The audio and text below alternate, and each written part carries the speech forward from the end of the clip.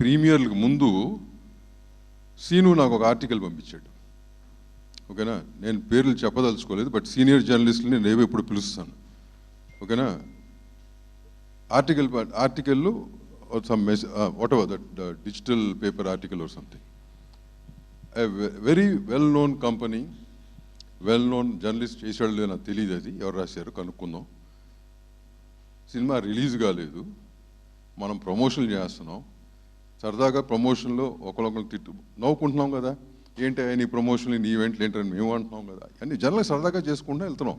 ఎక్కడా కూడా మాకు అట్లాంటిది ఈ జనం, ఈ సినిమా జనానికి తెలుసా, అది క్వశ్చన్ మార్క్. ఏమండి, జనం నిజంగా దీని గురించి ఆలోచిస్తున్నారా? What shit is that? నాకు ఇది అలవాటే, ఎందుకంటే నాకు కళ్యాణ వైభవ సినిమాకి similar thing happened. Cinema censor కూడా అవ్వలేదు, వీళ్ళు రివ్యూ రాశారండి ఆ సినిమా గురించి. అప్పుడు వేరే ఇష్యూ అది. నేను అప్పుడే చెప్పే వీళ్ళందరికీ కూడా, ఏంట్రా ఇంత దిగజారిపోతున్నారని చెప్పి. దేనికి? What for? ఎవరిని ఉద్ధరిద్దామని? పోని ఆ జర్నలిజం లాస్ట్ టైం పెట్టాం మీటింగు. ఏంటయ్యా, కొన్ని ఎథికల్ జర్నలిజం ఉంటుంది, జర్నలిజం స్పెల్లింగ్ తెలియని జర్నలిస్ట్ అవుతున్నారు, ఏంట్రా ఇది, కొంచెం సెటరైట్ చేయండి సుబ్బారావు, మీరు అందరూ సీనియర్స్ ఉన్నారని చెప్పి.